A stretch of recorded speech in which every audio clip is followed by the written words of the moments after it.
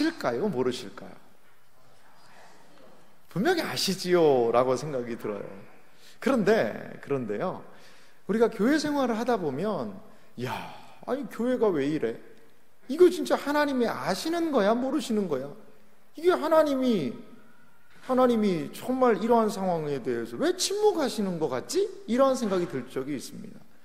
저도 사역 기간을 길게는 안 했습니다. 짧은 사역 기간을 돌아보면, 그러면 정말 이런 상황에서 하나님은 과연 어떻게 행동을 하시나 이런 생각이 들 때가 있어요. 저도 제가 섬기던 교회에 좀 어려움이 있어서 교회에 좀 분쟁이 좀 있는 교회를 제가 섬겼던 적이 있습니다. 그러니까 참 그게 어렵더라고요. 함께 신앙생활 하시던 분들이 의견이 갈라지니까 서로 인사도 안 하시고, 그러한 교회 안에 냉랭함이 있더라고요.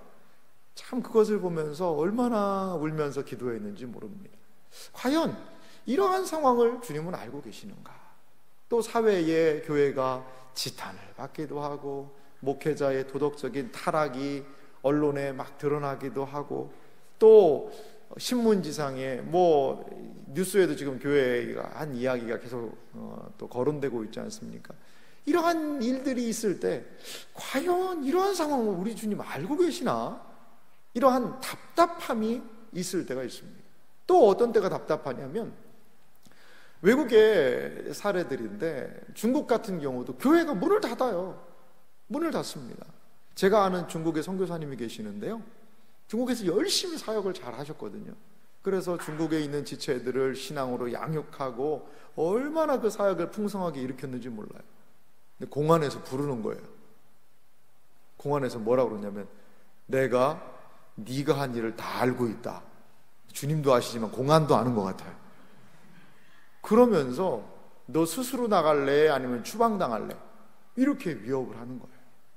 그래서 이 선교사님 정말 막 가재도구랑 여러 가지 간단한 거 챙겨가지고 또 제상국으로 막 나오시기도 하고.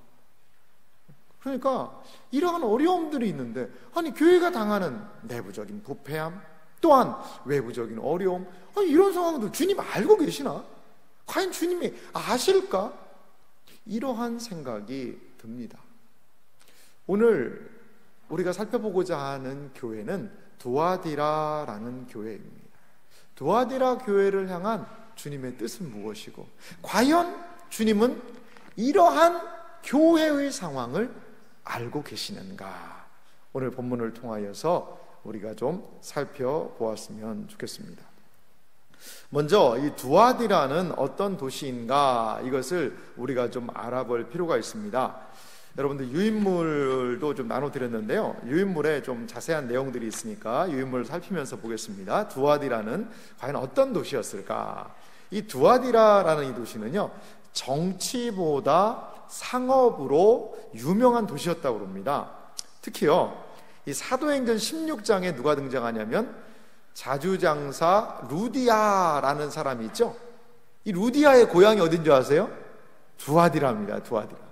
루디아의 고향이 두아디라예요. 그러니까 이 두아디라라는 이 지역은 많은 사람들이 거기에서 물건을 띄어다가 다른 곳에 팔기도 하고 하는 상거래가 상당히 활발하게 일어난 곳이었다는 것을 우리는 간접적으로 루디아를 통해서도 알 수 있는 것 같습니다.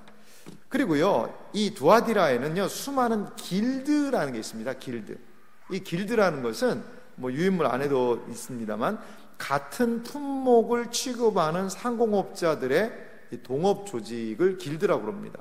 쉽게 말하면 그 배를, 광목을 판다, 옷감을 판다, 그러면 그 사람들이 같이 연합을 이루어서 이번 가격은 얼마로 하고 물량은 얼마로 해서 딱 하자라고 하는, 쉽게 말하면 서로 담합을 하는 거죠. 그 사람들끼리 독점을 하는 겁니다. 그 사람들끼리 그렇게 해서 물건을 팔았던 것이죠.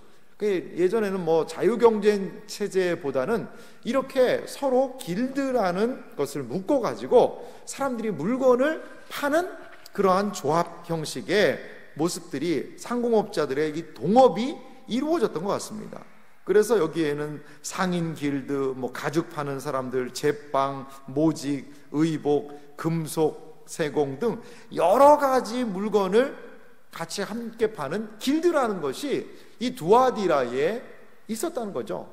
그러니까 이 두아디라는 쉽게 말하면 상업이 아주 융성한 도시였던 것을 역사적으로 살펴볼 수 있습니다.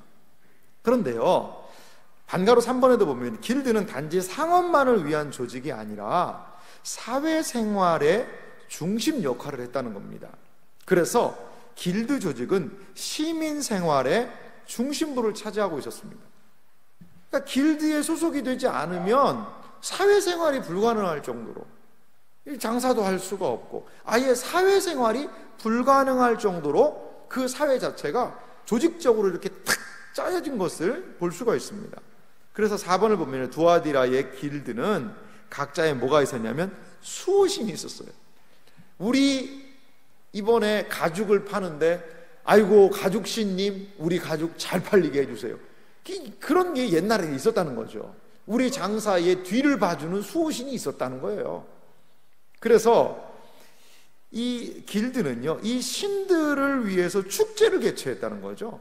그리고 축제의 성격상 종교적인 성향이 많이 있었고요. 만약에 이 축제에 참여를 거부한다면 신영과 직업을 상실하게 되는 것이라는 거죠. 이제 고대 축제, 신들을 위한 축제에는 단순하게 그냥 모여가지고 노는 그 정도가 아니라요, 거기에는 온갖 술판이 벌어지고 여신들에 대해서 여사제들에 대해서 막 음란한 일들이 일어나고, 이러한 것이 그 고대 당시의 축제의 모습이었다는 것입니다.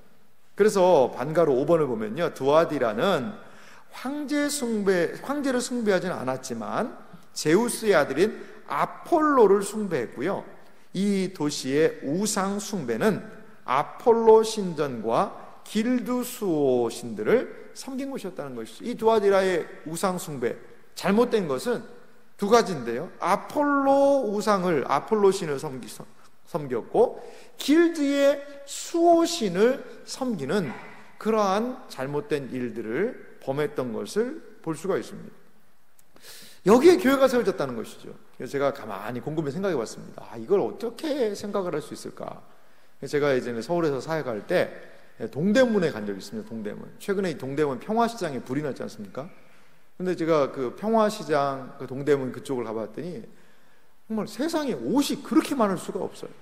아니, 이 많은 옷을 어떻게 다 팔까? 누가 이 옷을 살까 할 정도로 그래도 거기가 장사가 잘 된다는 이야기를 하더라고요.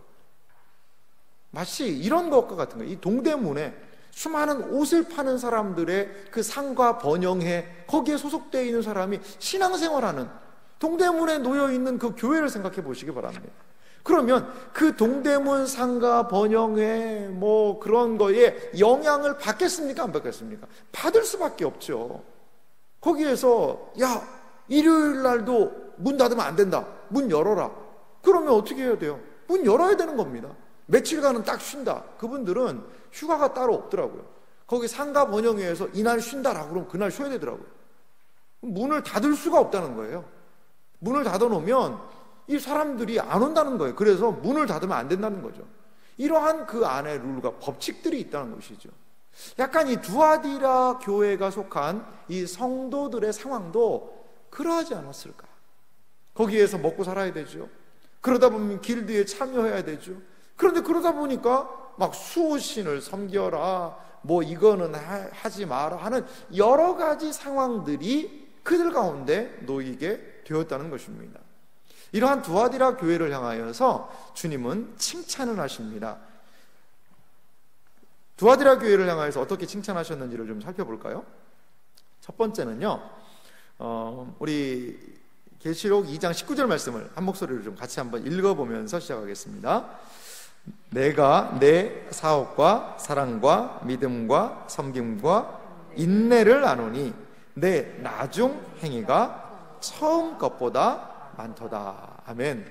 이 두아디라 교회의 모습을 보면 칭찬이 상당히 많습니다. 여기 보시기 바랍니다. 어떤 칭찬을 하죠? 사업이라고 표현됐는데 이 사업보다는 좀 더 좋은 번역은요, 행위입니다. 행위. 사업하니까 무슨 사업을 하는 것 같은 느낌이 있긴 하는데요, 사업이라는 것보다 이건 행위입니다. 너희의 행위를 아는데 그 행위는 무엇이었냐면 사랑, 믿음, 섬김, 인내, 이러한 것들이 있었다는 것이죠. 가로 2번을 보면요, 두아디라 교회는요 사랑과 믿음이 동기가 되어서 결과적으로 섬김과 인내의 삶을 살았다는 것입니다. 이들은 섬김, 인내의 삶을 살았습니다. 이 인내라는 덕목을 계시록은 상당히 중요하게 여겨요. 이 짐승이, 사탄이 성도들을 너무나도 힘들게 하는 거죠. 핍박하고 박해하고 어렵게 하고, 아니면 내적인 부패함을 가져서 타락시키고요. 이러한 상황에서 성도들이 가져야 되는 가장 중요한 덕목이 무엇이냐? 인내라는 겁니다. 인내. 믿음을 갖고 인내하라, 인내하라, 성도의 인내가 여기 있나니, 그러면서 이 인내의 덕목을 강조해요. 그런데 이 두아디라 교회를 보니까 이 교회에는 행위가 있었다는 것이죠. 사랑과 또한 믿음과 섬김과 인내, 이러한 아름다운 덕목들이 이 교회에 꽉 차게 있었던 것을 볼 수 있습니다. 참 복된 교회죠. 그리고 이 교회를 이렇게 칭찬합니다.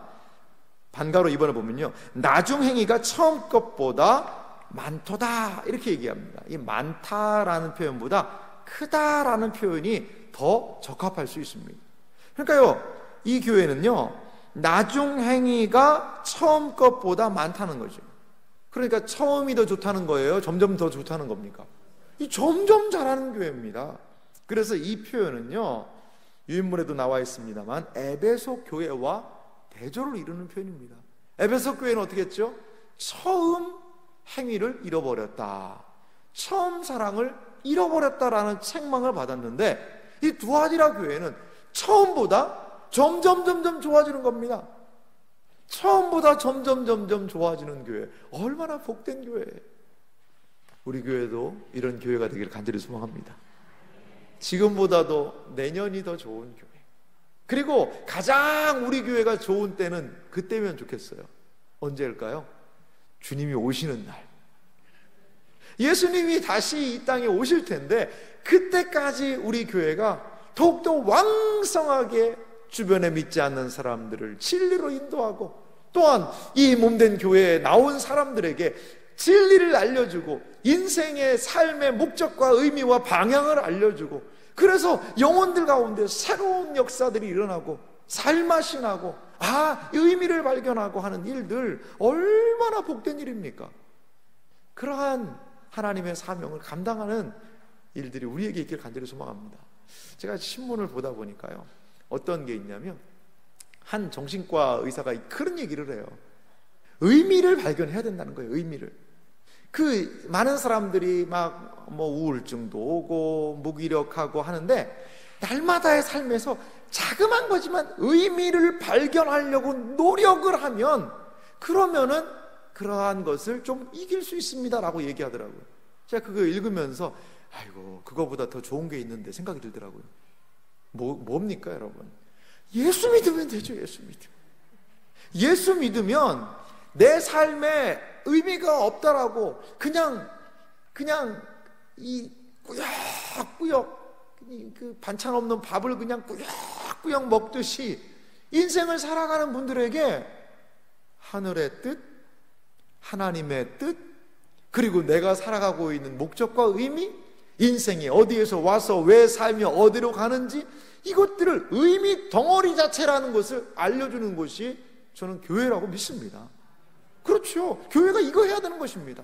단순하게 그냥 주일날 교회 와서 예배 보고, 세상말로 예배 보고 그냥 좋은 말 좀 듣고 그냥 조금 참 좋네 그러면서 가서 또 꾸역꾸역 그냥 죽지 못해 살고, 그게 이 삶이 아니라는 것입니다. 그게 교회 역할 아니라는 거죠. 교회는요 분명하게 하나님 안에서 우리의 지어진 의미와 목적을 알려줍니다. 사명을 알려줍니다. 내가 무엇을 하면서 살아가야 되겠구나를 알려주는 것입니다. 거기가 교회죠. 그렇기 때문에 교회는요 우리의 삶과 인생의 방향을 결정하는 거죠. 교회에 와서 또 여전히 인생이 꾸역꾸역 그냥 찬밥 먹듯이, 반찬 없는 찬밥 먹듯이 그렇게 꾸역꾸역 인생을 산다면요, 교회를 잘못 다니고 있는 걸 수도 있습니다. 하나님의 말씀을 들을 때 인생의 큰 그림이, 청사진이 알려지는 거죠. 아, 그렇구나. 내 삶이라는 게, 나는 내 삶이 이렇게 돌아가는 줄 알았는데 그게 아니라 마치 시계를 뒤집어 보면 시계 안에 수많은 태엽들이 착착착 들어가면서 맞물려 돌아가는 것과 같이, 우와, 하나님의 엄청난 역사가 여기 있었네. 거기에 나의 삶의 의미를 발견할 때 얼마나 희열이 느껴지는지 모릅니다. 내 삶이 그냥 뚝 떨어져 살아있는 것이 아니라 하나님의 시간표에 착착착착 맞아 돌아간다는 것을 알 때마다 내가 이 땅에 살아가야 되는 존재의 의미를 여기에서 발견해야 된다는 것입니다. 여러분, 교회가 바로 그런 곳입니다. 아마도 두아디라 교회는 처음 행위보다 나중 행위가 더 컸다라고 할 정도로 이러한 교회의 사명을 넉넉히 감당한 교회입니다. 그런데 20절에 좀 불길한 단어가 등장을 하죠. 20절에 보니까요, 우리 20절 말씀도 같이 한번 읽어볼까요? 요한계시록 2장 20절 말씀 한 목소리로 같이 한번 읽어보겠습니다. 그러나 내게 책망할 일이 있노라. 거기까지만 읽겠습니다. 이들에게 책망할 일이 있다는 거죠. 첫 시작은 참 좋았는데요, 19절만 보면은 이러한 칭찬이 한 5, 6절 될 것 같은데 19절 딱 한 절로 끝나버렸어요. 그리고 20절에서부터는 책망이 있습니다. 자, 그러면 두아디라 교회는 주님께 어떠한 책망을 받았을까요? 첫 번째는요, 자칭 선지자라 하는 이세벨을 용납하였다는 것이죠. 20장의 나머지 부분을 같이 한번 다 읽어볼까요? 그러나부터 다시 읽겠습니다. 그러나 내게 책망할 일이 있노라. 자칭 선지자라 하는 여자 이세벨을 내가 용납함이니 그가 내 종들을 가르쳐 꾀어 행음하게 하고 우상의 제물을 먹게 하는도다. 여기에 이 이세벨이라는 여인이 등장합니다. 사실 이세벨이라는 여인은 신약에 등장하는 여인은 아닙니다. 이제 구약에 등장하는데, 유인물도 보시면요, 이세벨은 아합의 아내로서 북왕국 이스라엘의 여왕이었다. 그는 시돈 사람의 왕 엣바알의 딸이다. 이제 왕상 열왕기상 16장 30절하고 31절 한번 보실래요? 자막을 준비했는데요, 제가 읽어드리겠습니다. 오므리의 아들 아합이 그의 이전의 모든 사람보다 여호와 보시기에 악을 더욱 행하여, 아합 왕에 대한 이야기입니다. 31절을 보면요, 느바세 아들 여로보암의 죄를 따라 행하는 것을 오히려 가볍게 여기며 시돈 사람의 왕 엣바알의 딸 이세벨을 아내로 삼고 가서 바알을 섬겨 예배하고. 여기 보니까요, 시돈 사람의 왕 엣바알의 딸이라고 얘기하고 있습니다. 이 시돈 사람의 왕 엣바알이라는 이 사람은요, 이 바알을 섬기는 제사장이었대요. 제사장이었는데 세력을 키워가지고 어느 날 왕을 암살하고 자기가 왕이 돼버린 거죠. 그러니까 바알을 섬기는 제사장이 그 나라의 왕이 된 겁니다. 그런데 이세벨은 누구예요? 자기 아버지가 예전에 바알을 섬기는 제사장이었던 거예요. 그런데 왕이 되었고 공주로서 바알이 아니라 아합과 북왕국 이스라엘의 왕과 결혼을 한 겁니다. 결혼을 한 거예요. 그러니까 이세벨은 쉽게 말하면, 우리식으로 얘기하면 바알의 누굴까요? 선교사입니다. 선교사. 쉽게 말하면 바알 종교를 이스라엘에 퍼뜨리는 선교사 역할을 하는 게 바로 이세벨이라는 것이죠. 이 여인이라는 겁니다. 유인물 한번 보실래요? 그래서 가로 2번을 보면 이세벨은 북왕국 이스라엘이 바알과 아세라를 섬기도록 하였는데요, 그는 바알과 아세라를 섬기는 제사장들을 양성하였고 수도 사마리아에 바알과 아세라를 위한 신전과 제단을 만들어 바알과 아세라를 섬기는 것이 북왕국 이스라엘의 국교가 되게 하였다. 이게 누구 때문에요? 이세벨이라는 이 한 여인 때문에 북왕국 이스라엘에 일어난 일이었다는 것입니다. 물론 바알과 아세라, 아스타롯 이러한 것들을 그 전에도 섬겼습니다. 섬겼는데 이제 이세벨이 오면서 아예 북왕국 이스라엘의 국교가 돼버린 겁니다. 국교가요. 그러니까 왕실에서 바알을 섬기는 제사장, 아세라를 섬기는 제사장들을 막 양성을 하죠. 그래서 누가 등장합니까? 여기에 엘리야가 등장하는 겁니다. 엘리야. 갈멜사 사건 아시죠, 여러분? 그러니까 엘리야를 보내가지고 하나님께서 그들에게 하나님이 살아계신 것을 보여주셔야 할 정도로 이렇게 너무나도 어두운 시대가 북왕국 이스라엘, 특별히 오므리 왕조 아합 왕 때의 일이었다는 것입니다. 이게 이세벨에 대한 이야기입니다. 그런데 반가로 3번을 보면 유인물 한번 보세요. 이세벨은 두아디라 교회의 특정 지도자를 가리키는 말로 이해할 수 있다는 것이죠.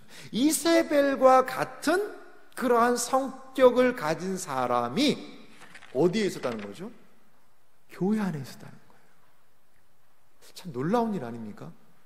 이 교회가 사랑도 있고 믿음도 있고 섬김도 있고 인내도 있었다고 이야기하는데, 아니 이세벨과 같은 일들을 용납하는 사람이 교회 안에 있었다는 거죠. 교회 안에. 자, 유인물 맨 마지막에 아마도 그 부분부터 한번 그 이세벨이 어떠한 역할을 했을지를 좀 추론해서 적어놨는데요. 같이 읽어보도록 하겠습니다. 아마도 시작. 아마도 이세벨은 그리스도인들이 길드 축제와 행사에 참여하는 것은 단순히 시민의 의무에 불과한 것이므로 아무런 잘못이 아니다라고 가르쳤을 수 있다.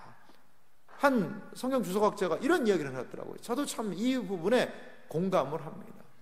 그러니까요, 이게 어떤 상황이냐면 두아디라 교회의 그 어려운 가운데서도 열심히 신앙생활을 하고 있는데, 그런데 신앙생활을 하다 보니까 이러한 약간의 딜레마가 있는 것이죠.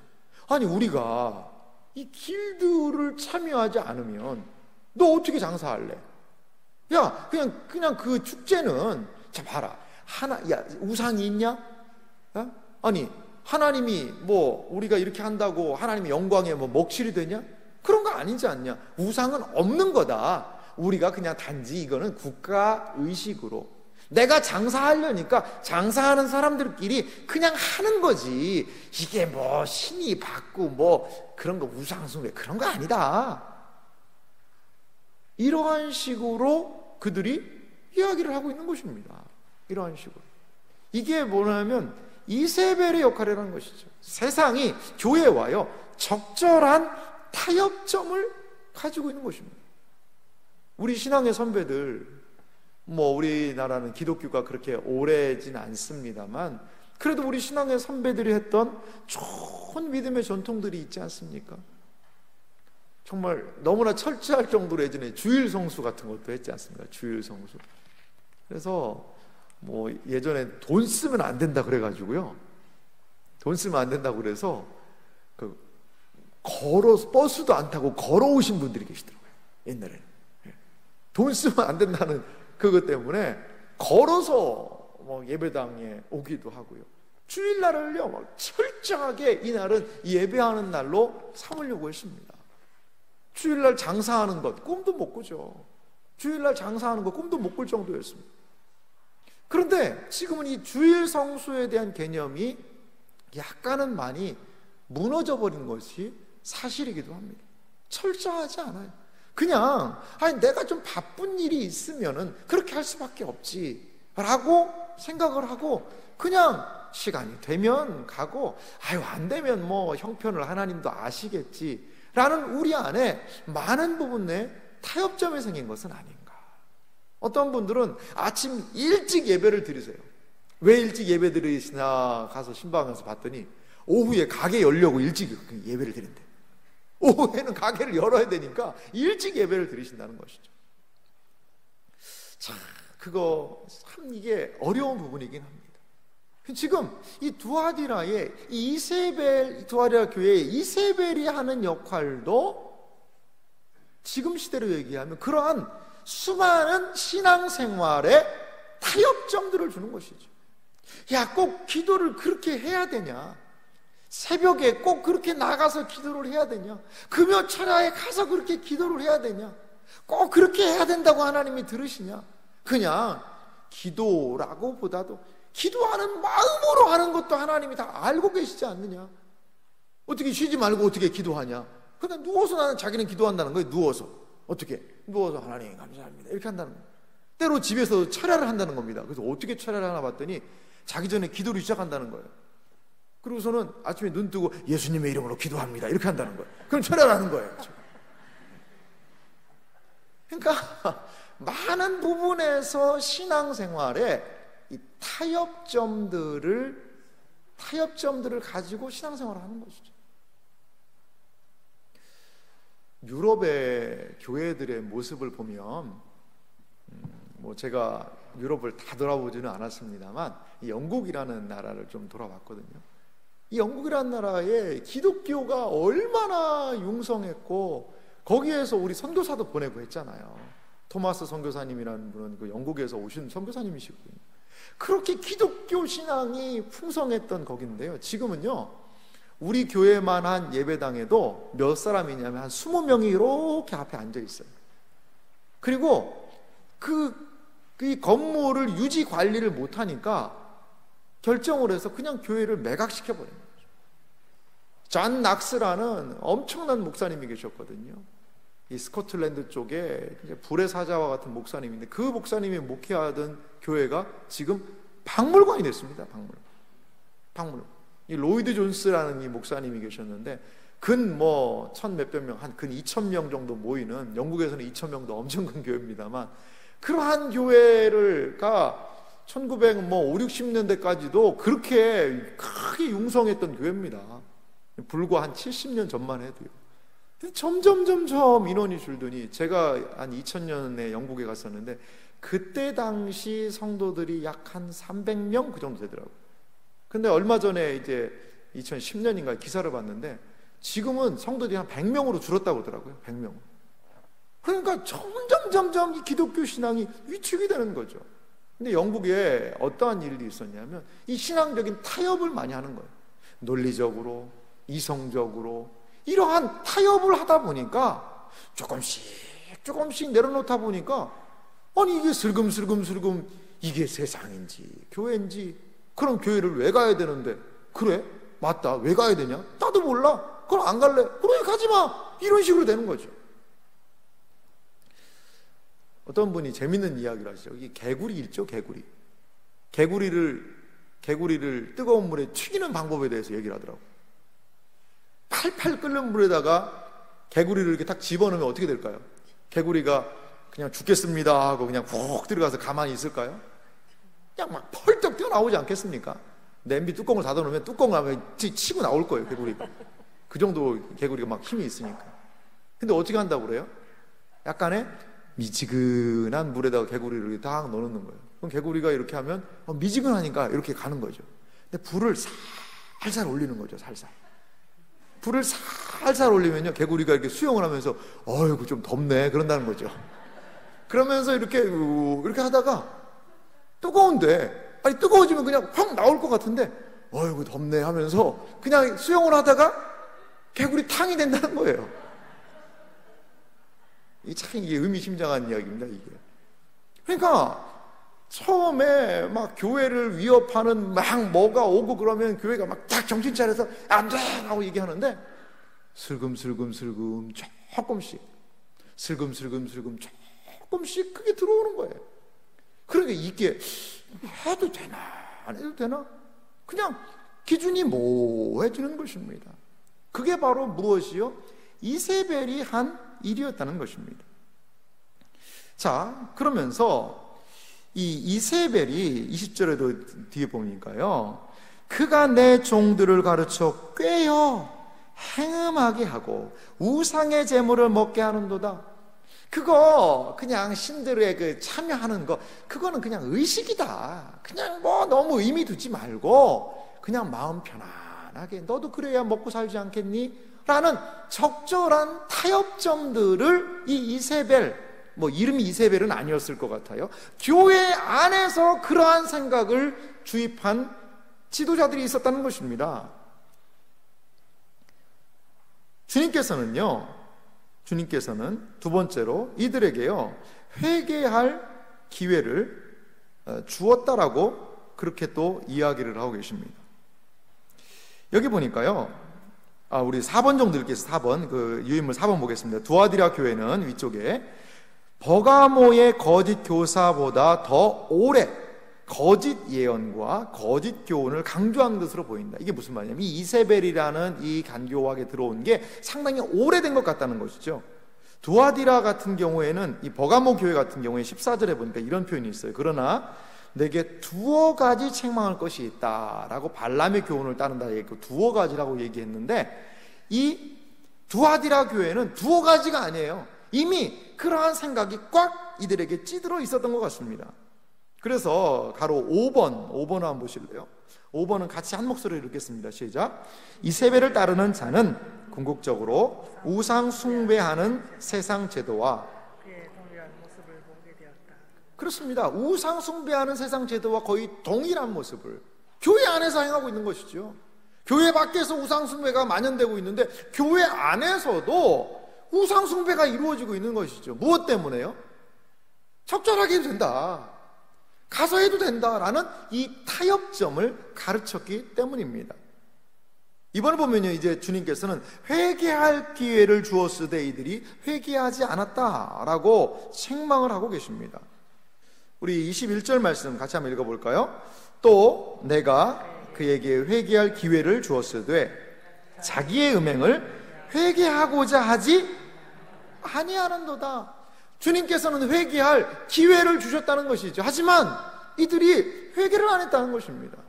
여러분, 회개의 기회가 주어졌을 때 회개해야 됩니다. 마음 가운데 이게 좀 잘못된 것 같은데 라고 하면 그 즉시 회개해야 됩니다.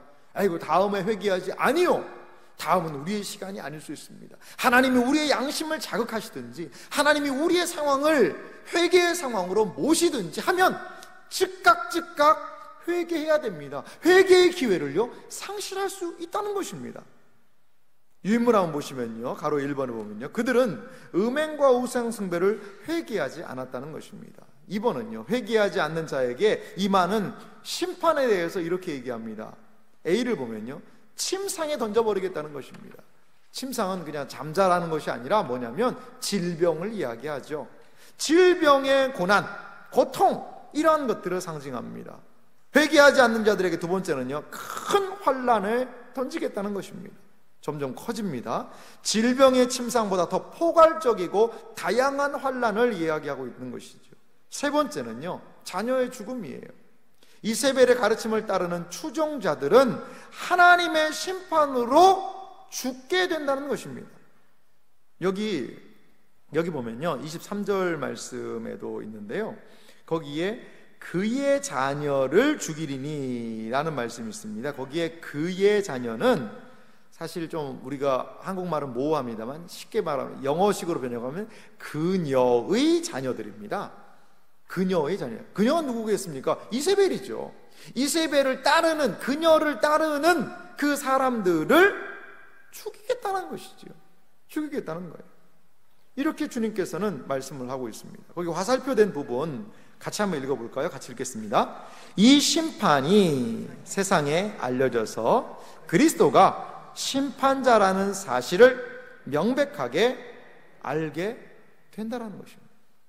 그리스도가 명백한 심판자라는 것을 이세벨과 이세벨을 따르는 자들을 심판하면서 알려주시겠다는 거예요. 여러분, 주님을 알고 계십니다. 18절 말씀 다시 한번 보시겠습니까?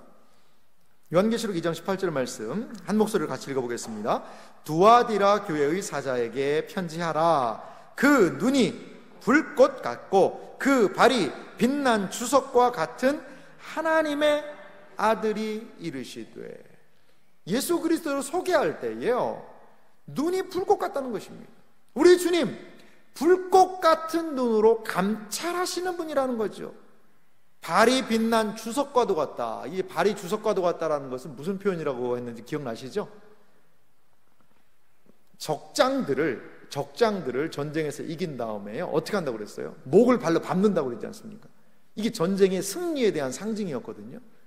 그런데 이 발이 너무나도 세 다리로 밟으면 이 목 두꺼운 적장은 그냥 세 다리로 목을 밟으니까 아파요, 안 아파요? 안 아픈데? 진 사람이 적장이 딱 목을 내놓고 그냥 확 밟았는데 별로 안 아픈데, 이러면 어떻게 되겠어요? 이겼는데 체면이 안 쓰지 않겠습니까? 그런데 무슨 발로 밟는다는 거죠? 주석발로, 쇠발로, 무쇠발로 헉 밟아버리면 어떻게 되는 거예요? 박살 나는 겁니다. 박살. 우리 주님의 심판자로서의 모습이 달이 빛난 주석과도 같다라는 표현을 통해 드러난다는 것이죠. 그들은요, 교회 안에서 자기 마음대로 하는 거죠.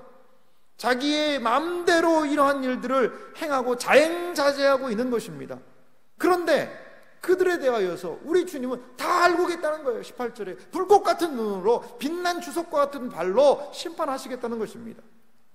23절 말씀 같이 한번 읽어볼까요? 23절 말씀을 다시 한번 좀 읽어보도록 하겠습니다. 또 내가 사망으로 그의 자녀를 죽이리니 모든 교회가 나는 사람의 뜻과 마음을 살피는 자인 줄을 알지라.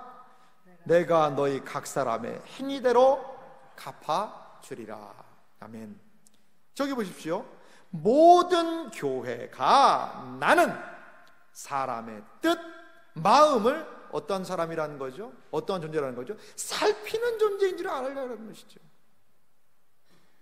우리 주님께서는요, 불꽃 같은 눈으로 살피고 계시다는 것입니다. 교회 안에서 자행되고 있는 일들, 너무나도 은밀하게 불법이 저질러지고 있는 일들, 그리고 세상과 타협하는 일들, 적절하게 대충대충 좋은 게 좋은 거로 넘어가는 일들, 주님은 불꽃 같은 눈으로 감찰하고 계십니다. 모든 교회가 나는 사람의 뜻과 마음을 살피는 자인 줄 알지라. 참으로 두려운 말씀입니다. 우리 주님은요, 살피고 계세요. 여러분, 때로 답답함이 있을 수 있습니다. 세상을 보고 교회를 보면서 답답함이 있을 수 있어요. 그런데 더 답답하신 분은 우리 주님이세요. 왜 주님께서 답답하실까요? 그 모든 상황을 다 아시고 계시기 때문이라는 거죠. 살피고 계시기 때문이라는 것이죠. 그래서 하나님의 때가 차오르는 것 같아요. 때가 차오르게 되면 하나님께서 그 모든 악의 대가에 대하여서 침상에 던지시고 고난에 더하시고 때로 하나님은 죽이신다라는 표현을 쓰고 있습니다. 참 신앙생활이 때로는 두려운 것 같습니다. 어떤 측면에서는 두려운 것 같아요. 너무나도 많은 사람들이요, 교회를 만만하게 봅니다. 교회에서 자기 마음대로 해도, 자기가 왕처럼 군림하고 자기 마음대로 해도 된다라고 생각하는 사람들이 있습니다. 하나님 반드시 심판하십니다. 심판하세요. 제가 들은 어떤 분의 이야기가 있는데요, 이분이 교회를 무서운지 모르는 거예요. 하나님 무서운지 모르고 교회에서 자기 마음대로 하는 거죠. 마음대로요. 근데 참 죄송한데요, 이분이 돌아가셨어요. 그래서 그래도 교회 다니시던 분이었으니까 이렇게 갔는데, 어떤 분이 그러한 자주 섞인 이야기를 하는 거예요. 아이고 참 이게 돌아가셔서 어떡하시나 이렇게 얘기하니까 그분이 이런 얘기를 하더래요. 어떤 분이 돌아가셨을까? 이런 얘기를 하더라는 거죠. 무슨 말인지 아시겠죠? 아버지한테 다시 돌아가야 되는데 과연 정말 거기로 돌아갔을까? 다른 말로 무슨 말이에요? 천국 못 갔을 것 같은데 이게 지옥 간 거 아니야? 이렇게까지 이야기할 정도로. 근데요, 그 집안이 정말 너무나도 참 좀 이런 표현 죄송합니다만 뭐 공포를 조장하려는 건 아닙니다만 참 너무나 참 비참한 일들이 생기더라고요. 비참한 일들. 여러분, 하나님이 교회에 계십니다. 하나님이요, 교회를요 알고 계세요. 감찰하고 계십니다. 그러니까 우리가 아이들이 집에서 때로 까분다는 표현을 하자면 야, 이렇게 까부냐 라고 하는데, 정말 교회라는 하나님 앞에서 예배드리는 곳에서 우리는 마음을, 생각을 정말 잘 먹어야 됩니다. 하나님 두려우신 분이에요. 때로 한없이 자비로우시고 은혜로우시고 사랑이 많으시고 오래 참으시는 그 하나님이시지만, 분명히 그 하나님은 나는 사람의 뜻과 마음을 살피는 자인 줄 알지라 내가 너희 각 사람의 행위대로 갚아주리라. 여러분, 이러한 말씀도 분명히 성경에 있다는 것을 여러분 믿으시기 바랍니다. 그러니까요, 우리가 하나님 앞에서 살아가야 합니다. 하나님 앞에서 그분의 사랑을 또한 경험하고, 또한 하나님을 두려워하는 것이 필요하다는 것이죠. 그래서 그것을 무엇이라고 그러냐면 경외라는 표현을 씁니다. 경외에는 두 가지가 다 들어있는 거예요. 뭐냐면 경건함, 그 안에 사랑이 있어요. 사랑이 있습니다. 하나님을 공경하는 거예요. 사랑이 있어요. 근데 왜가 있습니다. 왜? 그것은요, 또 두려움이 있는 것이죠. 하나님을 사랑해요.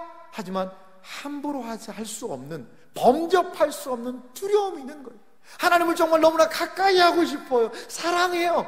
하지만 하나님 앞에 함부로 나아갈 수 없는 또한 두려움, 그것이 경외라는 것입니다.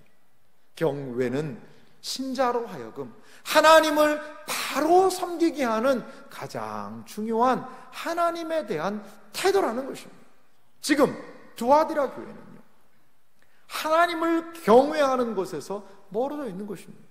아니, 우리가 세상에서 장사도 하고 좀 잘하고, 이게 돈 벌어와야 또 교회에 헌금도 하고 교회도 돌아갈 거 아니에요. 그러니까 교회는 우리가 하는 일 눈 감아주고 교회는 그냥 열심히 하고 우리는 이렇게 해서 하겠습니다 라고 이 세상에서 적절한 타협점을, 이 세월의 교훈을 교회가 받아들이고 말았다는 것입니다. 그렇게 될 때 교회는 분명히 하나님께서는 그것을 알고 계시고 그것에 대해서 심판하시겠다라고 오늘 분명히 이야기를 하고 계십니다. 가로 3번을 보실래요? 우상 숭배를, 이 부분 중요한 부분이니까 한 목소리로 좀 읽어보겠습니다. 같이 읽겠습니다. 우상 숭배를 조장하는 두아디라의 거짓 교사들은 인간의 눈으로부터 그들의 악한 동기를 숨길 수 있을지는 몰라도 하나님의 면밀히 살피시는 눈길 앞에서는 숨길 수가 없다. 여러분, 이거를 우리 마음에 기억해야 됩니다. 이거를 기억해야 돼요. 이 교회는요, 주님의 교회입니다. 주님의 교회예요. 이 교회의 머리가 되시는 분이 주님이세요. 그리고 우리는 주님의 몸된 교회입니다. 교회가 어떻게 주님의 명령을 잘 순종할 수 있을까요? 머리를 순종해야죠. 머리가 명령하고 머리의 말씀을 기억하고 머리의 뜻을 받들어서 몸이 나아갈 때에 거기에서 주님의 역사들이 일어나지 않겠습니까? 우리 머리 되신 그분 예수 그리스도의 말씀을 기억하는 그러한 몸된 교회가 되기를 간절히 소망합니다. 우리의 인생 자체도 타협하지 말고 하나님의 말씀이 그러하다면 그것을 나의 신앙의 양심으로 받아들여서 하나님이 기뻐하시는 하나님의 말씀을 쫓아나가는 삶이 우리의 삶 가운데 이루어지기를 간절히 소망합니다. 그러할 때에 세상에서 구별된 존재로 우리가 살아나가게 될 줄 믿습니다. 마지막으로 우리가 살펴볼 것은요, 두아디라 교회에 대한 주님의 권면을 좀 살펴보겠습니다. 첫 번째로 이들에게 하신 약속은요, 다른 짐을 이들에게 지울 것이 없다라고 말씀을 하고 계세요. 우리 24절 말씀 같이 읽어볼까요? 두아디라에 남아있어 이 교훈을 받지 않고 소위 사탄의 깊은 것을 알지 못하는 너희에게 말하노니 다른 짐으로 너희에게 지울 것은 없노라. 그렇습니다. 유인물 보면요, 이세벨의 교훈을 받지 않고 거짓 교훈을 거부한 자들에게 다른 짐을 부과하지 않겠다고 말씀하신다는 거죠. 다른 처벌의 심판이 이들에게는 없다라고 이야기를 하고 있습니다. 두 번째, 이들에게 주시는 주님의 권면은요, 굳게 잡으라는 것입니다. 25절 말씀도 같이 읽어볼까요? 다만 너희에게 있는 것을 내가 올 때까지 굳게 잡으라. 아멘. 그렇습니다. 우리 주님이 주신 말씀을 굳게 잡아야 합니다. 굳게 잡아야 돼요. 진리의 말씀이라면 그것을 확 움켜잡고 주님이 오시는 그날까지 우리 교회는 이거 지키며 나아간다. 우리 교회는 이 주님의 말씀을 중요하게 여겨서 이것 붙잡고 나아간다 라는 하나님의 말씀에 대한 철저한 헌신과 충성됨이 요구된다는 것입니다. 굳게 잡으라 라고 이야기를 하고 계세요. 이기는 자에게 어떠한 약속을 주실까요? 세 번째로 살펴보겠습니다. 이기는 자에게 주신 약속인데요, 26절 말씀 같이 읽어보겠습니다. 이기는 자와 끝까지 내 일을 지키는 그에게 만국을 다스리는 권세를 주리니. 자, 이기는 자에 주시는 약속, 그 유인물 한번 보겠습니다. 만국을 다스리는 권세를 첫 번째 주겠다 얘기하시는데, 이것은 무엇이냐면요, 주님의 세상에 대한 통치에 성도들이 동참하게 된다는 것입니다. 이기는 자에게 만국을 다스리는 권세를 주겠다라는 것은 주님의 통치에 우리가 동참하게 된다는 겁니다. 마태복음 19장 28절 말씀 보니까요, 이러한 말씀이 있습니다. 제가 읽겠습니다. 예수께서 이르시되 내가 진실로 너희에게 이르노니 세상이 새롭게 되어 인자가 자기 영광의 보좌에 앉을 때에 나를 따르는 너희도 12 보좌에 앉아 이스라엘 12 지파를 심판하리라. 예수님이 제자들에게 하신 말씀이죠. 세상이 새롭게 될 때에, 예수 그리스도로 말미암아 새로운 세상이 시작될 때에 그 주님을 따르는 제자들이 그 보좌에 앉아서 주님과 같이 심판을 행사할 거라는 것이죠. 이 의미가 무엇인지 우리는 잘 알 수는 없습니다. 하지만 한 가지 기억할 것은 있는데, 주님의 의로운 통치가 시행될 때에 우리도 함께 주님과 거기에서 동참하게 된다는 것입니다. 예전에 잠시 세상에 내가 살면서 그 찬양의 맨 마지막이, 이제는 가사가 좀 바뀌었습니다만, 주와 함께 다스리리, 주님과 함께 다스릴 소망, 주님과 함께 이 세상의 통치에 동참하게 될 소망이 끝까지 이긴 자들에게 주어지겠다라고 오늘 성경이 이야기를 하고 있는 것입니다. 세상의 지배를 받고 세상의 통치를 받아들이고 세상의 방식을 따라갔던 사람들은 주님과 함께 다스릴 수 없습니다. 세상의 통치를 따라갔기 때문에요. 그런데 이 세상에서 주님의 통치를 기뻐하고 주님의 방식을 기뻐하고 주님의 통치의 방식을 꽉 말씀을 붙잡고 살아간 그 사람은 최종적으로도 주님의 통치의 방식에 동참하여서 세상을 심판할 때에 그 심판의 자리에 우리도 함께 서게 될 것이라는 것입니다. 마지막으로 또한 새벽별을 주겠다라는 말씀을 하고 있습니다. 28절 말씀 보니까요, 내가 또 그에게 새벽별을 주리라, 이렇게 이야기를 하세요. 새벽별의 의미는요, 성도의 불멸성, 그리고 메시아의 통치를 의미해요. 빛나는 별과 같이, 마치 임금이 가지고 있는 홀과 같이 주님의 통치, 이기는 신자들은 이러한 통치에 참여하게 될 것이라는 것이죠. 계시록이 지속적으로 우리에게 이기는 자가 되라라고 이야기하면서 권면하는 내용 중에 중요한 게 뭐냐면 주님의 통치에 우리가 참여하게 될 거라는 거죠. 아유, 그냥 뭐 죽으면 천국까지, 그게 끝이 아니에요. 천국 가서 그냥 뭐 쉬고 아유 뭐 좋은 데 간다니까, 그 정도가 아니에요. 그 정도가 아니에요. 주님이 이 세상을 다스리고 통치하는 것에 우리가 참여하게 될 것이다 라고 이야기하는 것입니다. 그래서 계시록 20장 할 때 제가 말씀을 드리려고 합니다만, 우리가 죽으면 어떻게 되냐? 주님의 통치에 동참하게 되는 것입니다. 왕 같은 존재가 되어서 주님의 통치에 같이 동참하는 자가 된다는 것입니다. 이것이 신자의 마지막의 의미라는 겁니다. 그냥 쓰러지는 존재가 아니요, 주님과 함께 이 땅에서 주님의 통치를 기뻐하며 끝까지 이기고 승리한 사람들, 인내한 사람들, 별과 같이 빛나고, 그리고 주님과 함께 이 세상을 다스리는 그러한 통치자로 주님께서는 우리를 삼아주시겠다라고 이 오늘 얘기한 두아디라 교회를 통하여서 우리에게 권면하고 있습니다. 마지막 부분을 우리 같이 유인물에 있는 내용을, 정리된 내용을 같이 읽겠습니다. 읽어보겠습니다. 그리스도는 두아디라 교회가 그리스도인으로서 해야 할 증언 사역을 잘 했다고 칭찬하신다. 하지만 우상 숭배와 타협하는 것을 허용한 점을 책망하시며 심판을 받지 않고 그리스도와 함께 마지막 때에 통치권을 상속받기 위해 이것을 극복하라고 권면하신다. 아멘. 그렇습니다. 심판을 받지 않고 그리스도와 함께 마지막 때에 통치권을 상속받기 위해서는 이 세상과 타협하지 말라는 것입니다. 그리고 살피시는 주님을 기억하며 몸된 교회를 섬기라는 것입니다. 사랑하는 이 자리에 계신 성도 여러분, 우리 주님 알고 계세요. 우리 주님 알고 계십니다. 그 주님을 기억하며